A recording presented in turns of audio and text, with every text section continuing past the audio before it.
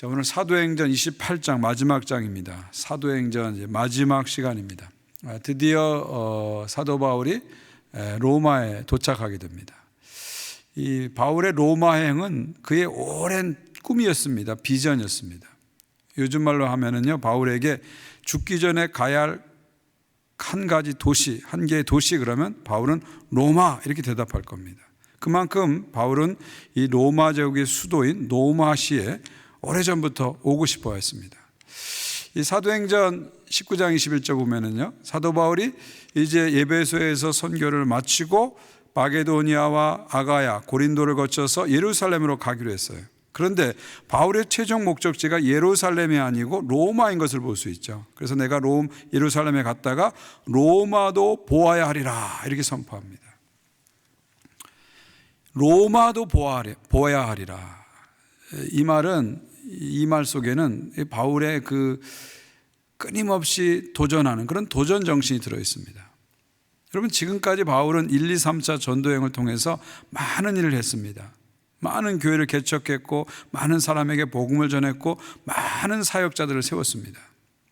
이제는 예루살렘에 가서요, 예루살렘에 딱 안주해가지고 정주해가지고 거기서 그 개척한 교회들을 돌아보기도 하고 그 다음에 사람도 양육하면서 그렇게 살 수 있습니다. 얼마든지 바울이 그렇게 살 수 있죠.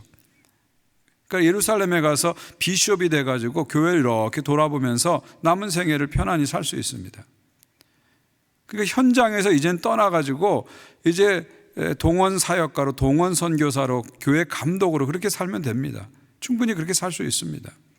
요즘도 선교사님들이 한 곳에 가서 10년, 20년 선교하고 나면 돌아와서 동원 사역을 하는 것을 많이 봅니다. 근데 바울은 내가 예루살렘이 나의 최종 목적지가 아니다. 내 최종 목적지는 로마다. 로마도 보아야 하리라. 이렇게 말하는 거죠. 이 말은 뭡니까? 바울이 안주하지 않겠다는 거예요. 나는 나이가 아무리 많아도 현장을 떠나지 않겠다는 거예요. 계속 현장에 남아있겠다는 겁니다. 계속 하나님의 비전을 향해서 땅끝까지 가고 또 가고 또 가겠다는 거죠. 로마가 바울의 최종 목적지도 아니죠. 로마서에 보면 바울의 최종 목적지가 어디라고 말합니까? 내가 너희에게 들렀다가, 로마에 들렀다가 어디로 간다고요? 서바나로 가리라. 이 스페인을 향해서 가겠다는 거죠. 바울은 예루살렘과 온유대와 사마리아 땅끝까지 복음이 쭉 가야 되는 것을 확신했습니다.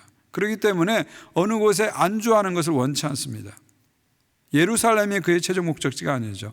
로마도 보아야 하리라. 근데 로마도 그의 최종 목적지가 아닙니다. 서바나로 가리라. 또 다른 개척을 향해서 계속 끊임없이 도전하면서 나가는 것이 바울의 삶이었죠. 이것이 바로 그의 삶의 철학입니다. 빌립보서 3장 12절 보면요, 바울이 이렇게 고백하죠. 내가 이미 얻었다함도 아니요 온전히 이루었다함도 아니라 오직 내가 그리스도 예수께 잡힌 바 된 그것을 잡으려고 쫓아가노라.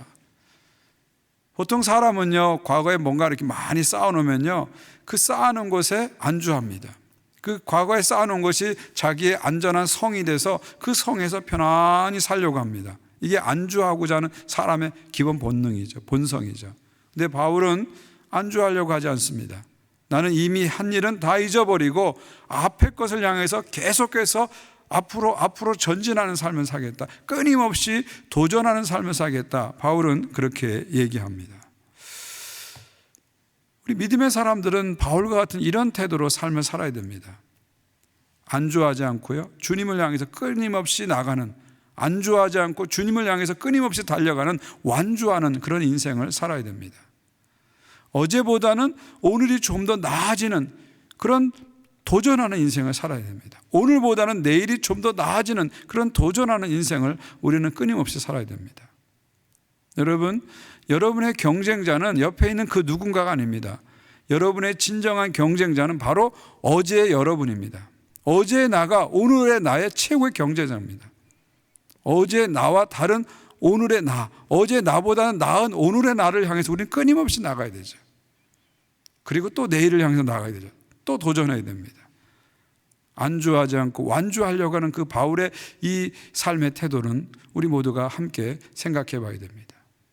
이것은 성도만 그런 것이 아니라 교회도 마찬가지입니다. 교회가 어느 정도 딱 세워놓고 안주하기 시작하면요, 그 다음부터 멈추기 시작합니다. 멈춰 서기 시작하면 교회는 점점점 뒤로 뒤처집니다. 뒤처지기 시작하면 그 순간부터는 어느 순간에 사라져버리는 거죠. 그러므로 교회는 주님 오실 그날까지 계속해서 앞을 보고 달려가고 또 달려가야 됩니다. 어떤 상황에 와도 안주하지 않고 끊임없이 주님 오실 때까지 완주하는 그런 교회가 되어야 되죠. 이 바울이 가진 이 정신, 로마도 보아야 하리라, 내가 서바나로 가리라, 끊임없이 삶의 지경을, 선교의 지경을, 복음의 지경을 확장시키면서 전진해가는 이 바울의 삶의 태도가 저에게 있었으면 좋겠고요, 또 여러분 모두에게 있으면 좋겠습니다. 그리고 우리 교회 안에 이러한 도전 정신이 끊임없이 살아나기를 주의 이름으로 축원드립니다. 자, 드디어 이제 로마에 왔습니다. 16절에 로마에 들어왔습니다.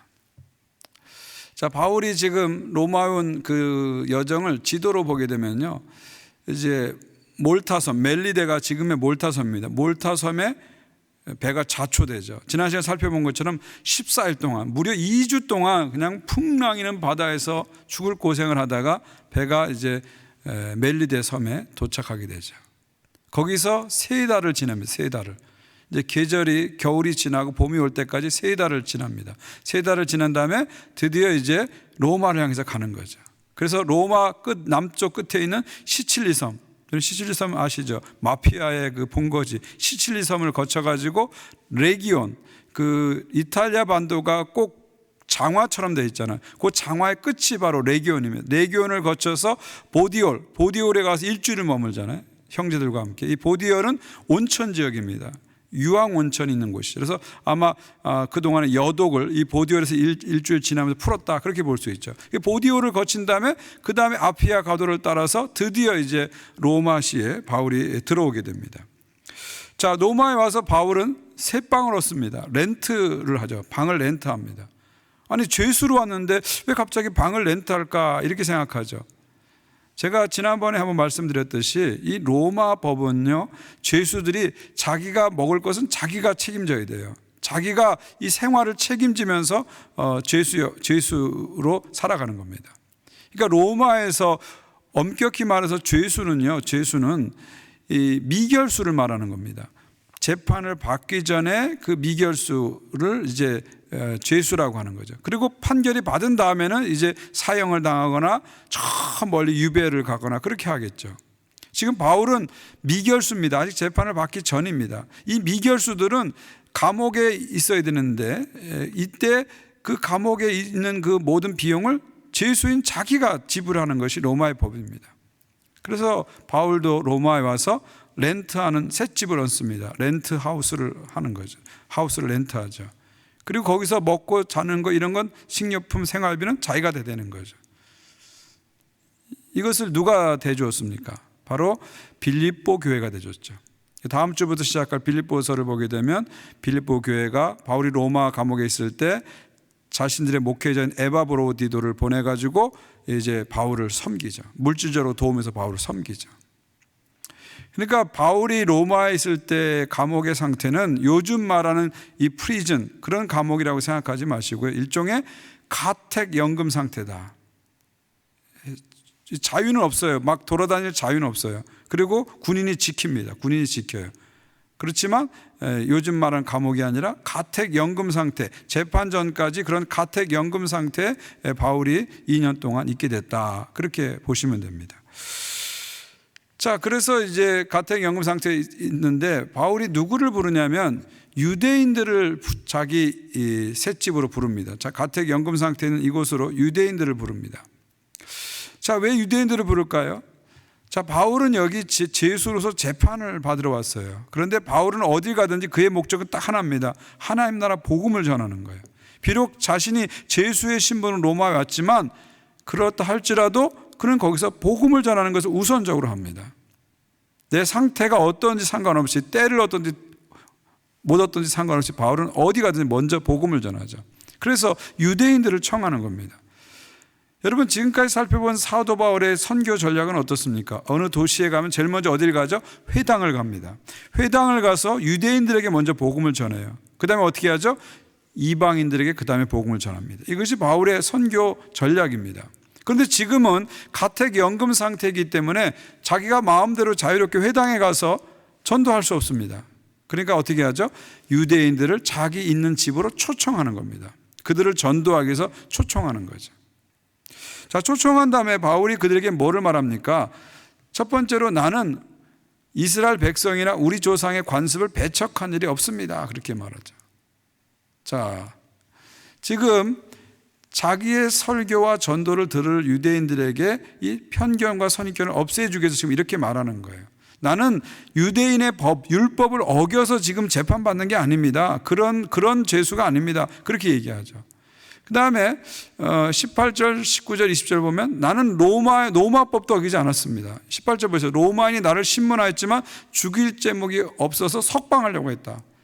나는 죄가 없다. 무죄다. 로마법에 봐도 무죄다.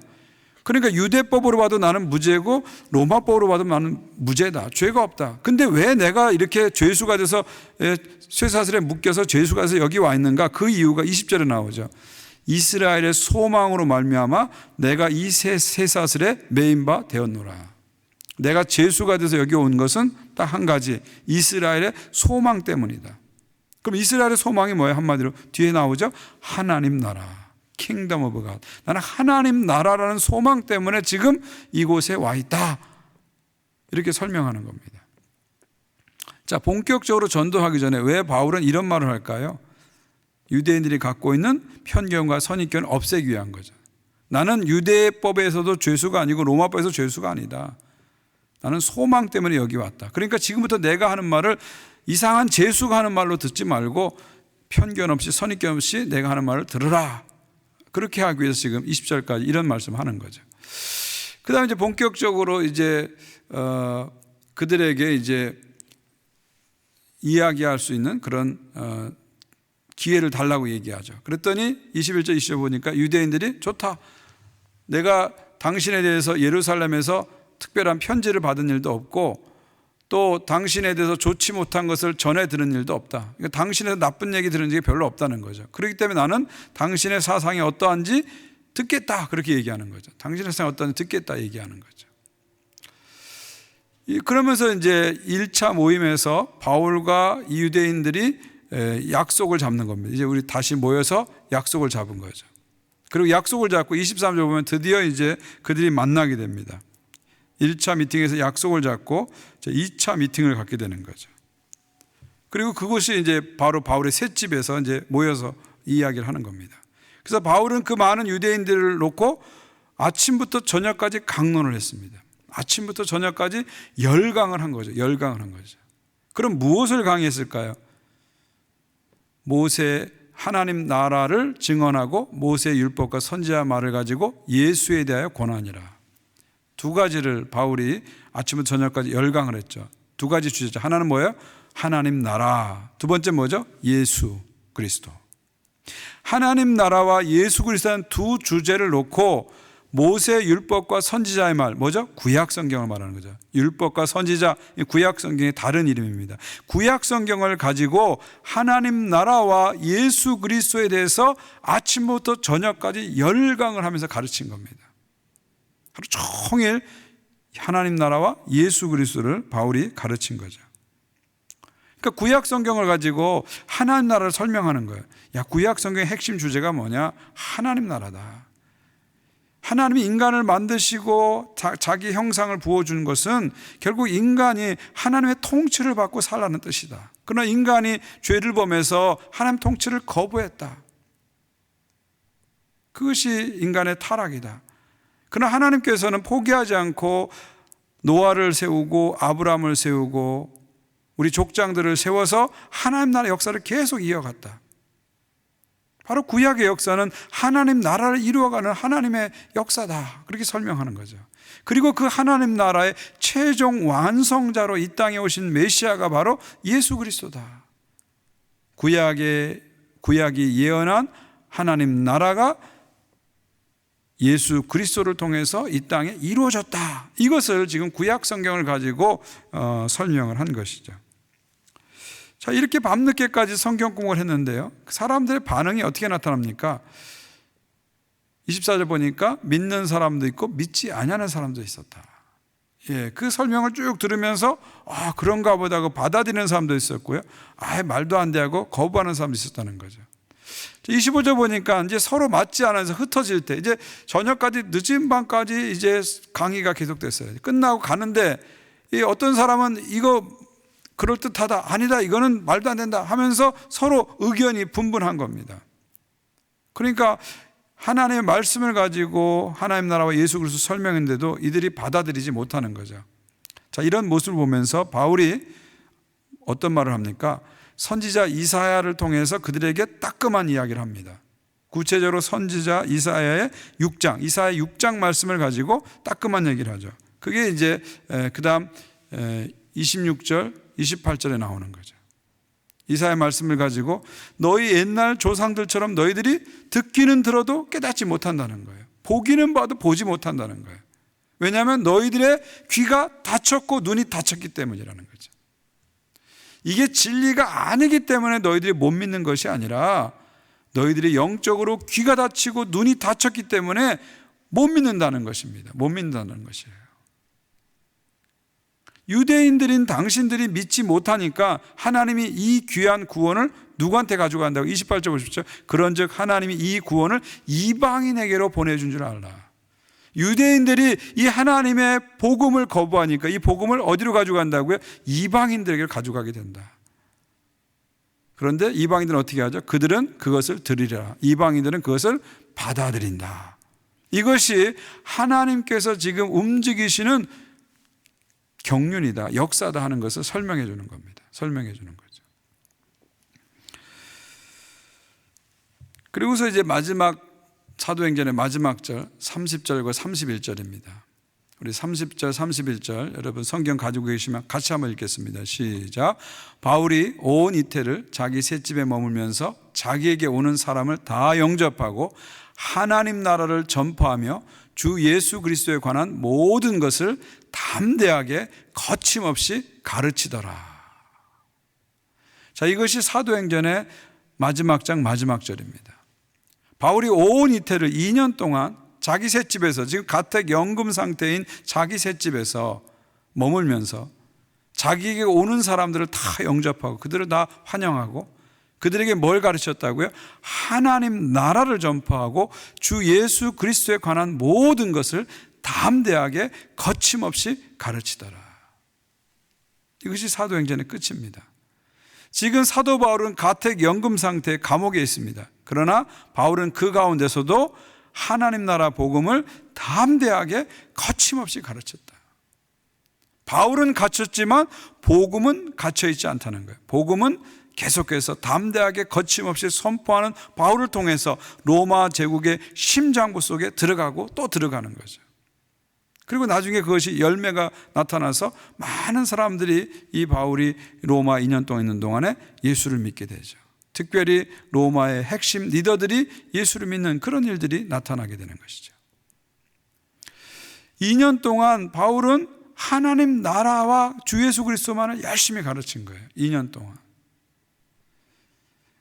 로마에서만 하나님 나라를 가르친 게 아닙니다.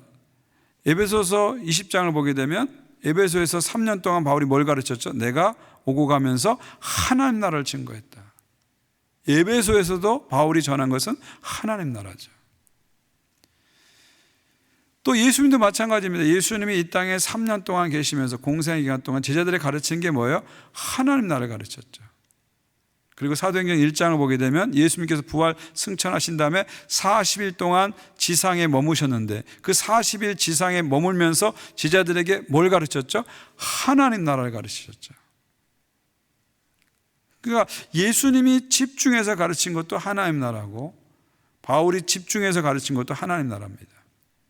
예수님도 3년이라는 시간을 투자해서 제자들에게 하나님 나라를 가르친 거예요. 그것도 모자르니까 부활하신 다음에 40일 특강까지 하면서 하나님 나라를 가르친 거죠. 바울도 예배에서 3년을 시간을 들여서 하나님 나라를 가르친 거죠. 또 로마에 와서 2년을 시간 들여서 하나님 나라를 가르친 거죠. 무슨 얘기입니까? 이 하나님 나라를 성경적으로 바르게 이해하는 게 한두 번 설교로 되는 게 아니라는 거예요. 한두 번 성경 읽고 한두 번 설교 들었다고 해서 하나님 나라가 탁 이해되는 게 아니라는 거예요. 그만큼 성경적으로 하나님 나라를 이해하는 것이 생각보다 쉽지 않다는 겁니다. 많은 시간이 필요하다는 것이죠. 저는 계속해서 여러분들에게 하나님 나라를 전하기를 원합니다. 그래서 6월부터 이제 사도신경이 끝나고 이제 6월부터 새로운 시리즈가 시작되는데, 새로운 시리즈는 하나님 나라입니다. 비유로 풀어낸 하나님 나라. 그래서 예수님의 12가지 비유를 가지고 한 주씩 한 주씩 하나님 나라를 같이 나누려고 합니다. 여러분, 하나님 나라는 우리가 평생 들어야 할 말씀입니다. 평생 배워야 할 말씀이에요. 끊임없이 우리는 하나님 나라를 배우고 또 배워야 됩니다. 그래서 성경적으로 하나님 나라를 정확하게 이해해야 돼요. 정확하게 이해해야 돼요. 왜냐하면 하나님 나라는 성경의 핵심이기 때문에 그렇습니다. 이것은요, 보수적인 신학자든 진보적인 신학자든 가릴 것 없이 공통적으로 얘기하는 겁니다. 성경의 핵심은 하나님 나라다. 예수 그리스도의 메시지 핵심은 하나님 나라다. 여러분, 예수님이 이 땅에 오셔서 제1성으로 하신 말이 뭐예요? 때가 찼고 하나님 나라가 가까이 왔다. 그러니 회개하고 복음을 믿으라. 이것이 예수님의 첫 마디예요. 그리고 예수님께서는 많은 비유를 통해서 하나님 나라를 가르치셨잖아요.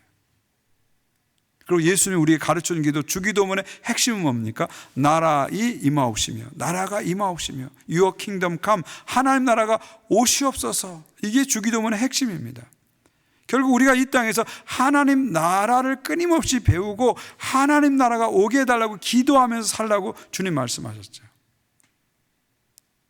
결국 주님이 우리에게 원하는 삶의 스타일은 뭐예요? 라이프 스타일은 뭐예요? 먼저 그의 나라와 그의 의를 구하라. 하나님 나라를 끊임없이 배우고 하나님 나라를 위해서 주기도문을 가지고 기도하면서 하나님 나라를 위해서 살아가는 삶, 이것이 예수 그리스도께서 우리에게 원하는 삶이죠. 바울은 그것을 정확히 이해한 거예요. 하나님 나라가 예수님의 핵심 메시지고 바로 그 주 예수 그리스도 하나님 나라가 복음의 복음이라는 걸 깨닫게 된 거죠. 그래서 로마에서 2년 동안 있으면서 바울이 집중해서 전한 것은 주 예수 그리스도와 하나님 나라, 주 예수 그리스도 하나님 나라를 전하는 것입니다. 특별히 여기서 31절에서 바울이 예수 그리스도를 칭할 때 쓰는 특별한 호칭이 하나 있죠. 그게 바로 주입니다. 주. 그냥 예수 그리스도를 하지 않고 주 예수 그리스도라고 합니다. 여기서 주라는 단어를 우리가 주목할 필요가 있어요. 주 하면 우리가 그냥 주인 이렇게 생각해요. 아, 예수는 우리의 주인이야, 우리 삶의 주인이야, 우리 마음의 주인이야, 이렇게 생각하는데 여기서 주라는 것은 단순히 주인을 뜻하는 것이 아닙니다. 이 주라는 말은 헬라어로 퀴리오스입니다. 라틴어로는 도미노스죠. 그 뜻은 뭡니까? 최고의 통치자를 말하는 겁니다. 최고의 통치자를. 그래서 로마 황제들은 자기 자신을 큐리오스, 도미노스라고 불렀어요. 나는 주라고 부른 거죠. 그리고 동전에도 그렇게 자신이 주라고 새겨놨습니다. 그러니까 주라는 단어는 그 당시 사회 속에서는 최고의 권력자, 최고의 통치자를 얘기하는 겁니다.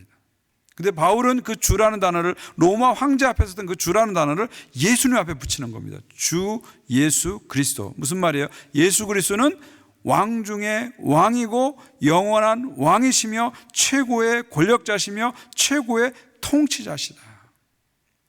바로 주 예수 그리스도께서 다스리는 그 나라가 바로 하나님의 나라다. 복음은 바로 주 예수 그리스도, 최고의 통치자이신 주 예수 그리스도와 그분의 왕국인 하나님 나라에 관한 것이다. 바울은 그렇게 정리한 겁니다. 이 복음이란 단어가 유앙겔리온인데 그 뜻이 그 당시 언어 배경 속에서는 왕에 관한 소식을 말합니다. 왕에 관한 소식. 그 당시에 왕이 출생했다든지 왕이 전쟁에서 이겼다든지 왕이 즉위했다든지 이런 소식을 유앙겔리온, 복음이라고 불렀어요. 근데 사도 바울은 그 세속적인 유앙겔리온이라는 단어를 예수 그리스도에 적용해서 사용한 겁니다. 그러니까 일종의 세속적인 용어를 기독교적인 용어로 바꿔버린 거예요. 그럼 왜 바울은 유앙겔리온이라는 황제에게 쓰는 그 용어를 갖다 썼을까요? 그 이유는 뭘까요? 예수 그리스도야말로 진정한 황제라는 거예요. 진정한 왕이시라는 거예요. 그래서 예수 그리스도에 관한 소식이 바로 유앙겔리온 복음이라는 거죠. 그 복음은 한마디로 영원한 왕이신 예수 그리스도와 그분의 왕국인 하나님 나라, 이것이 복음의 핵심이라고 바울은 이해한 것입니다. 바로 이 예수 그리스도와 하나님 나라를 바울은 지금까지 계속 전한 거예요. 에베소에서든 고린도에서든 가릴 것 없이, 장소에 상관없이 이 복음을 계속해서 전하는 것이죠. 예수 그리스도께서 십자가에서 죽으심으로 말미암아 우리의 죄를 사해 주셨고 세상의 악을 심판하셨고, 그리고 다시 부활하심으로 말미암아 마귀를 이기고 죽음을 이기고 그 다음에 세상을 이기셨다는 거죠. 그래서 하나님 나라의 통치의 승리를 부활로 선포하신 겁니다. 그리고 예수님께서 이 땅에 다시 오셔서 그 선포한 승리를 완성하시죠. 어떻게 해요? 우리 그리스도 안에 있는 자들을 부활시키셔서 영광스러운 몸으로 만드시고 이 땅을 새하늘과 새 땅으로 만드셔서 영원한 하나님 나라를 만드시고 그 하나님 나라의 통치 속으로 우리를 들어가게 하는 거죠. 이것이 복음의 핵심입니다.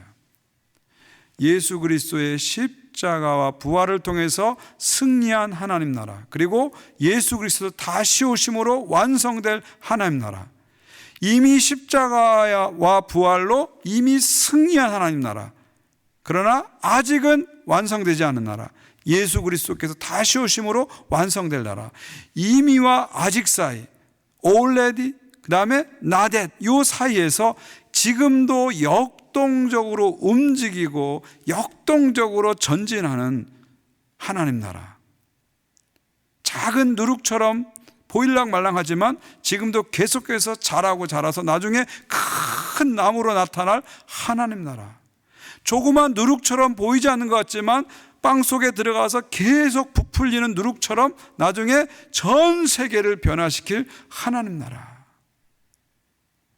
그 하나님 나라를 바울은 선포하는 것이죠. 이것이 바울의 복음의 핵심이죠. 복음의 핵심입니다. 자, 이 바울의 이 복음을 세 개의 시제로 좀 나눠서 설명할 수 있다는 생각이 듭니다. 이 톰 나이트가 쓴 이것이 복음이라는 책을 보면요, 이 복음, 성경의 하나님 나라 복음을 시제를 가지고 나눠 설명하는데요, 상당히 그 설명이 쉽습니다. 세 개의 시제를 가지고 복음을 설명합니다. 과거, 미래, 현재입니다. 먼저 과거입니다. 복음은 무엇이냐? 과거에 일어난 놀라운 한 사건을 복음이라고 합니다. 그러면 과거에 일어난 놀라운 한 사건은 뭘까요? 예수 그리스도의 십자가 부활이죠. 예수께서 십자가의 죽으심으로 우리의 죄를 사해 주시고 인간의 악과 세상의 악을 심판하시고 다시 사심으로 하나님 나라의 통치가 승리한 것을 선포하신 거죠. 바로 예수 그리스도 십자가 부활을 통해서 인간의 운명이 바뀌어진 겁니다. 세계의 미래가 바뀌어진 겁니다. 완전히 달라진 거예요. 이 과거의 한 사건, 예수 그리스도 십자가 부활이라는 한 사건이 바로 복음의 과거 시제입니다. 그 다음 미래 시제가 있습니다. 바로 이 십자가 부활을 통해서 장차 일어날 일이 있습니다. 그게 뭐죠? 한마디로 하나님 나라죠. 예수의 십자가 부활을 통해서 하나님 나라가 이미 승리했고 그분이 이 땅에 다시 오심으로 말미암아 하나님 나라가 장차 완성될 것이다. 십자가 부활은 과거의 사건이라면 그 십자가 부활은 과거 사건은 하나님 나라라는 미래 사건을 보장하고 예고한다는 거죠. 그것이 하나님 나라 복음의 미래 시제입니다. 그리고 마지막 세 번째는 현재 시제입니다. 바로 이 두 사건을 근거로 해서 새롭게 살아가는, 현재를 새롭게 살아가는 것, 이것이 바로 하나님 나라 복음의 내용입니다. 예수 그리스도의 십자가 부활이라는 과거의 사건과 그 과거의 사건으로 이루어질 하나님 나라, 이 두 개의 좋은 소식 사이에서 오늘 현재를 새롭게 보고 새롭게 살아가는 것, 이것이 바로 복음의 핵심이죠. 바로 십자가 부활과 하나님 나라 이 두 개의 사건, 과거와 미래 두 개의 사건을 붙잡고 이 두 개의 사건을 기둥으로 삼아서, 이 두 개의 사건을 플레임으로 삼아서, 이 두 개의 사건을 기준으로 삼아서 오늘 현재를 새롭게 보고 새롭게 해석하면서 전적으로 다른 새로운 삶을 현재 살아가는 것, 이것이 바로 하나님 나라의 삶입니다. 그러니까 우리가 하나님 나라 했을 때, 하나님 나라 복음했을 때, 이 복음은 이 세 개의 시제가 다 들어가는 것을 말하는 거죠. 그냥 내가 예수 믿고 구원받았다, 난 예수 믿고 천당 간다, 이 정도가 아니라는 거죠.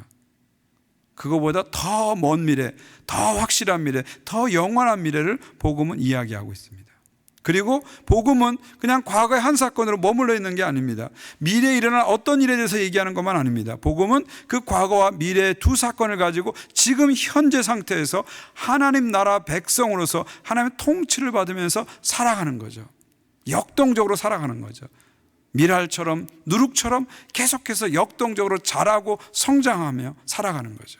하나님 나라를 이 땅에서 선포하면서 하나님 나라를 확장하면서 역동적인 삶을 살아가는 것, 이것이 바로 하나님 나라 복음의 핵심입니다. 그러니까 우리가 하나님 나라 복음을 온전히 이해했다 한다면 바로 이 과거, 미래, 현재란 이 세 시제 안에서 하나님 나라를 온전히 이해할 때 하나님 나라를 온전히 이해했다고 우리가 말씀드릴 수 있는 거죠. 그리고 이 복음의 세 시제를 명확하게 살아낸 사람이 바로 사도 바울이죠. 사도 바울은 이 복음의 세 시제를 정확하게 이해한 겁니다. 하나님 나라 복음의 핵심을 정확하게 이해한 거예요. 그리고 그것을 정확하게 살아낸 사람이 사도 바울이죠.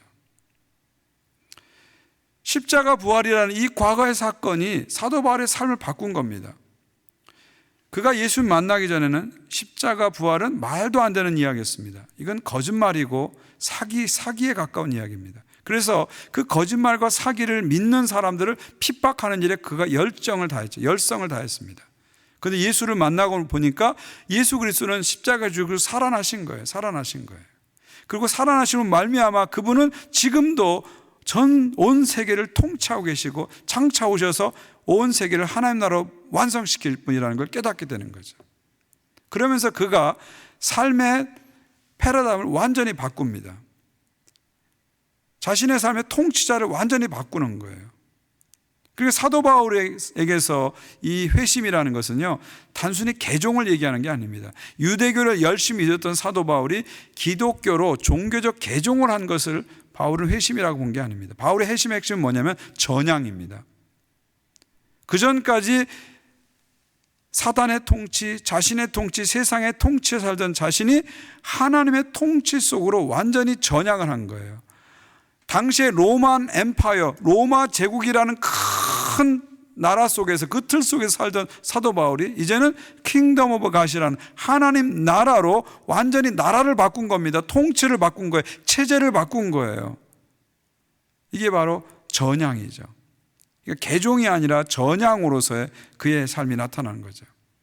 그렇기 때문에 사도 바울은 이 과거의 십자가 부활이라는 사건을 붙잡고 미래에 나타난 하나님 나라 두 사건을 붙잡고 오늘 현재 속에서 하나님 나라 삶을 살아가는 겁니다. 살아가는 거예요. 그래서 그는 어디 가든지 담대하게 하나님 나라를 선포하는 거예요. 로마 황제 앞에서 하나님 나라를 선포하는 거죠. 로마 총독 앞에서도 하나님 나라를 선포하는 거죠. 누구 앞에서든지 이 하나님 나라 복음에 확신이 있기 때문에 담대하게 선포하는 겁니다. 그리고 자신의 삶 속에서 여러 가지 어려움이 오고 고난이 오고 아픔이 와도 거기에 함몰되지 않습니다. 왜요? 이 지금 내가 당하는 현재 고난은 장차 내가 누릴 하나님 나라에 비하면, 그 영광에 비하면 아무것도 아니거든요. 아무리 내가 힘들고 어려워도 하나님 나라의 영광에 비하면 이 힘들고 어려운 것은 아무것도 아닌 거예요. 그러니까 어떤 상황 속에서도, 어떤 고통 속에서도 좌절하고 낙심하지 않고 담대하게 하나님 나라를 바라보면서 전진하고 또 전진하는 겁니다. 그리고 이것이 그의 영원한 가치이기 때문에 여기에 자신의 목숨까지 내놓을 수 있는 거죠. 그런 현재적인 삶이 과거의 십자가 부활과 미래의 하나님 나라는 이 두 사건에 대한 확신 속에서 새로운 삶이 나타나게 되는 것입니다. 바로 이런 삶을 사도 바울은 산 거죠. 그래서 지금 로마 제국의 심장부인 로마시에 와서 제수의 신분으로 비록 몸은 갇혔지만 그 속에서도 담대하게 거침없이 하나님 나라를 선포하면서 나가는 것입니다. 그러니까 하나님 나라를 온전히 이해하고 온전히 살았던 사람이 사도 바울이다, 그렇게 볼 수 있습니다. 사랑하는 성도 여러분, 사도행전이 무엇으로 마칩니까? 주 예수 그리스도와 하나님 나라로 마치죠. 결국 사도행전이 달려온 메시지는 뭡니까? 사도행전은 무슨 메시지를 향해서 달려온 거예요?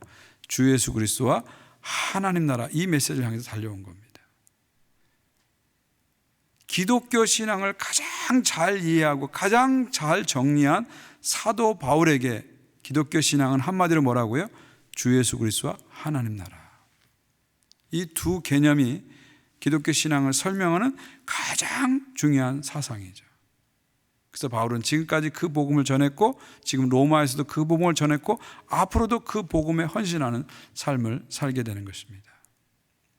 주 예수 그리스도와 하나님 나라, 이 두 가지 기둥을 끝까지 붙잡으시기 바랍니다. 그리고 이 주 예수 그리스도와 하나님 나라, 주 예수 그리스도의 십자가 부활을 통해서 승리하고 완성된 하나님 나라, 이것이 성경의 핵심이고 예수님 메시지의 핵심이고 복음의 핵심인 것을 이해하시기 바랍니다. 그리고 이해를 넘어서서 그것을 기준으로 삼아서 오늘 현재의 삶을 새롭게 펼쳐가시기 바랍니다. 그것이 바로 하나님 나라의 삶입니다. 그런 삶이, 그런 역동적인 삶이 여러분 가운데 계속 이어지기를 주의 이름으로 축원드립니다. 우리 같이 기도했으면 좋겠습니다. 특별히 오늘은 이 하나님 나라로의 전향에 대해서 한번 같이 기도했으면 좋겠어요. 교회를 오래 다녀서 개종은 한 사람은 많아요. 그러니까 내가 옛날에 불교를 믿다가 기독교로 올마온 사람들이 개종한 사람들이죠. 내가 예수를 안 믿다가 예수를 믿게 됐습니다. 이건 개종한 사람들입니다. 개종한 사람은 많은데 전향한 사람은 생각보다 적어요. 개종을 했는데 전향이 안 된 거예요. 종교는 바꿨어요. 개종을 했어요. 그런데 아직도 가치관과 패러다임과 통치는 세상 통치를 받고 있고 세상 패러다임을 살고 있고 세상 가치를 갖고 그 지배체계 속에 살고 있어요. 그렇다면 그 사람은 개종은 했지만 아직 전향은 안 한 겁니다. 아직도 하나님 나라에 살지 못하고 세상 나라에 살고 있는 거예요. 하나님께서 우리들이 전향하길 원합니다. 세상 나라에서 하나님 나라로 전향하길 원합니다. 우리의 가치를 나라가 넘어가면서 돈을 환전하듯이 하나님 나라로 넘어오면서 우리의 가치가 환전되길 원해요. 하나님 나라 가치로 환전되길 원해요. 세상 가치가 하나님 나라 가치로 환전되길 원합니다. 세상 통치가 하나님 통치로 통치의 패러다임이 바뀌길 원합니다. 이것을 위해서 우리가 기도했으면 좋겠어요. 이것을 위해서 같이 기도했으면 좋겠어요. 그리고 우리의 관심을 이제 사도 바울처럼 주 예수 그리스도 하나님 나라 여기에 두면서 살았으면 좋겠습니다. 우리가 신앙생활하면서 우리의 관심사에 하나님을 끌어들여서 그 관심사를 해결하는 쪽으로 신앙생활을 해서는 안 됩니다. 그게 아니라 우리의 관심사가 어디로 가야 돼요? 하나님의 관심사로 옮겨가야 돼요. 우리의 관심이 하나님이 관심하는 곳으로 옮겨가야 됩니다. 우리 관심하는 일에 하나님을 끌어들여서 그거를 잘 풀어가는 것이 신앙생활이 아니라 우리의 관심이 하나님의 관심으로 옮겨가는 게 제대로 된 신앙생활입니다. 그런데 하나님의 최종 관심, 최고의 관심 뭐라고요? 하나님 나라죠. 이 땅에 하나님의 통치가 실현되고 하나님의 통치가 완성되는 것, 이것이 하나님의 최종 관심사고 최고 관심사입니다. 그렇다면 우리도 역시 하나님의 최고 관심사인 하나님 나라에 관심을 두고 중심을 두고 살아야 되는 것이죠. 우리의 관심사에 하나님을 끌어들여서 해결하려는 것이 우리의 신앙생활에 대해서는 안 되고요. 우리의 관심을 하나님의 관심, 하나님 나라에 집중해서 몰두해서 살아가는 것이 하나님 나라 백성의 삶입니다. 그러한 가치의 전향, 체제의 전향, 관심의 전향, 이것이 우리 안에 일어나기를 간절히 바랍니다. 우리 한번 이 문제를 놓고, 이 주제를 놓고 같이 한번 기도하겠습니다. 하나님 아버지, 주 예수 그리스도 하나님 나라, 이 사도행전의 마지막 메시지, 사도 바울의 이 마지막 메시지를 우리가 가슴에 담고 살게 도와주시옵소서. 그냥 종교를 바꾼 것이 아니라 가치를 바꾸게 하시고 체제를 바꾸게 하시고 통치자를 바꾸게 해주시옵소서. 우리 안에 가치의 전향이 일어나게 도와주옵소서. 통치의 패러다임이 바뀌게 도와주옵소서. 관심사의 전향이 일어나게 도와주옵소서. 그래서 주 예수 그리스도의 십자가 부활이라는 놀라운 위대한 소식과 그것을 통해서 이루어진 하나님 나라는 위대한 소식, 두 개의 위대한 소식을 붙잡고 오늘을 살아내는, 오늘을 살아가는 주의 백성들 되게 도와주시옵소서. 또 우리 교회가 이 중심을 분명히 붙잡고 하나님 앞에 나갈 수 있도록 도와주시옵소서. 하나님 나라의 정조준된 교회가 되게 도와주시고 하나님 나라만을 푯대로 살면서 끊임없이 전진하는 교회가 되게 하여 주시옵소서. 그런 은혜들이 우리의 안에 계속 쌓여지게 도와주시고 하나님 나라에 대한 지식이 점점 두터워지게 하시고 깊어지게 도와주시옵소서.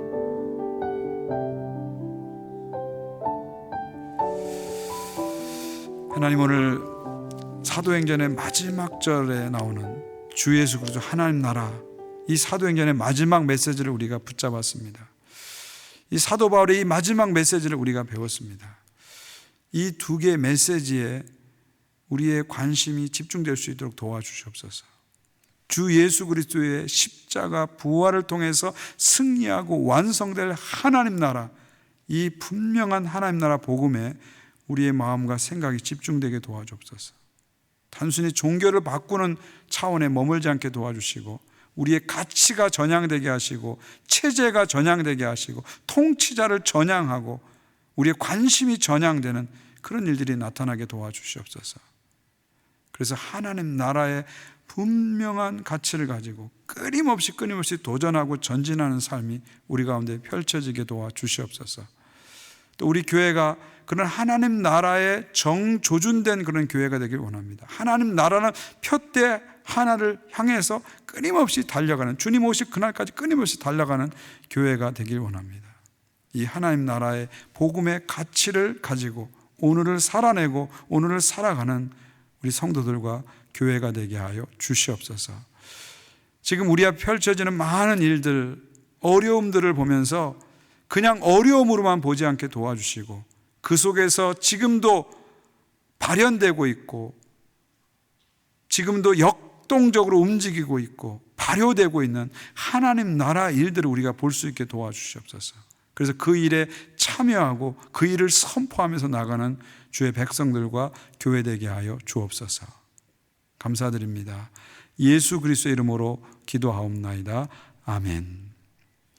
이제는 우리 구주 예수 그리스도의 은혜와 하나님 아버지의 사랑과 성령님의 교통하심이 주 예수 그리스도와 하나님 나라, 주 예수 그리스도의 십자가 부활을 통해서 승리하고 완성될 하나님 나라, 이 위대한 하나님 나라 복음의 소식을 마음에 품고 그것을 기준으로 해서 오늘을 살아가기로, 오늘을 살아내기로 다짐하는 모든 주의 백성들 위해 이제부터 영원까지 함께 하시기를 간절히 축원하옵나이다.